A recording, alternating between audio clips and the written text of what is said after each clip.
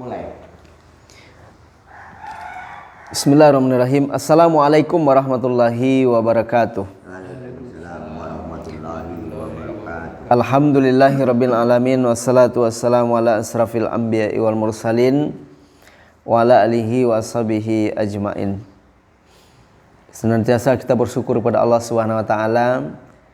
Di pagi yang cukup sejuk ini Allah izinkan kita untuk bersama, tentunya dalam rangka majelis ilmu di pagi yang sungguh berkah ini insyaallah. Selawat dan salam keharibaan junjungan kita Rasulullah sallallahu alaihi wasallam. Mudah-mudahan kita mendapatkan syafaat di yaumil qiyamah. Amin amin ya rabbal alamin. Semoga Allah Subhanahu wa taala berikan kemudahan dan kesempatan kepada kita semua suatu saat bisa berziarah ke makam beliau insyaallah. Amin. Amin ya rabbal alamin. Ketika kita sholat satu kali di Masjid Nabawi, pahalanya 1000 kali dibandingkan sholat di tempat lain. Apabila kita sholat satu kali di Masjidil Haram, pahalanya 100.000 kali, Masya Allah. Jadi semoga Allah SWT berikan kemudahan dan kesempatan kepada seluruh kaum muslimin untuk bisa hadir di tanah suci Makkah Al-Mukarramah dan Madinah Al-Munawwarah. Bagaimana hari ini kita saksikan dan kita dengar bahwa akses untuk seluruh kaum muslimin dari penjuru dunia untuk saat ini ditutup oleh pemerintahan Arab Saudi. Tentunya itu semua ada hikmah di baliknya. Hadirin jamaah subuh yang berbahagia, Ka'bah itu ataupun Masjidil Haram sudah 40 kali pernah ditutup dari akses hadirnya kaum muslimin. Dan termasuk terakhir itu 1987 ada satu wabah yang dihadirkan oleh Allah, kemudian menyebabkan pelaksanaan haji pun diundur ketika itu. Dan kemudian di 2020 ini kembali Allah Subhanahu wa taala menutup jalan dan waktu seluruh kaum muslimin untuk sementara hadir di Masjidil Haram. Baik, bahasan kita pada kesempatan ini adalah tentang musibah yang diturunkan oleh Allah Subhanahu wa taala. Allah berfirman dalam surah At-Taghabun ayat 11, "Ma asaba min musibah illa biiznillah wa may yu'min billahi yahdi qalbah wallahu bikulli syai'in alim."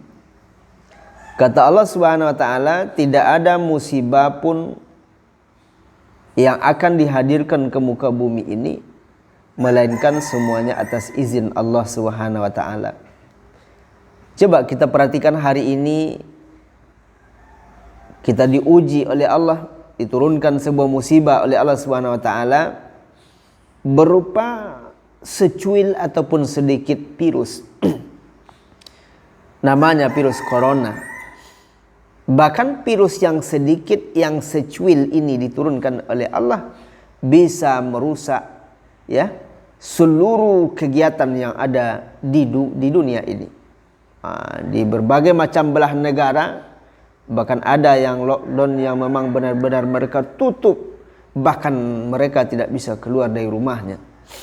Coba bayangkan betapa banyak hari ini para pedagang-pedagang yang rugi dalam dagangannya. Kenapa? Konsumen tidak berminat lagi untuk belanja. Bayangkan. Nah, ini semua adalah atas izin Allah Subhanahu wa taala. Maka dari itu kaum muslimin yang berbahagia, yang mesti kita pertahankan adalah husnuzan kepada Allah, berbaik sangka kepada Allah Subhanahu wa taala. Mungkin Allah bermaksud lain, punya maksud tersendiri bagaimana hamba ini kembali pada kebenaran.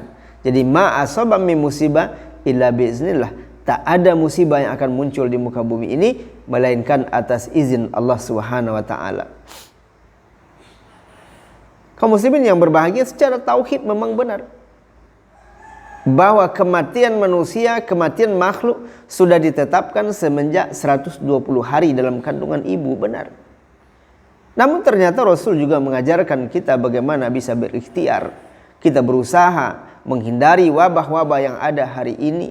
Tentunya atiullaha wa atiur rasul ulil amri minkum. Ketika pemerintah kita menetapkan sesuatu kebijakan dan didukung oleh MUI Majelis Ulama Indonesia, mesti kita ikut. Kenapa?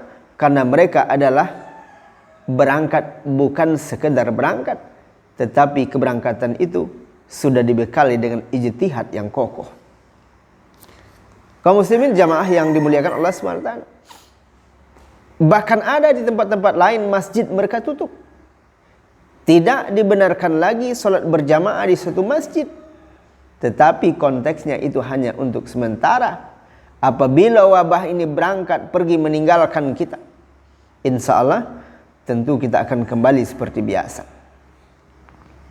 Kita bermohon bermunajat kepada Allah agar negeri yang tercinta ini, terutama khusus Kabupaten Bengkalis, semoga Allah Subhanahu wa taala jauhkan kita dari wabah itu. Amin.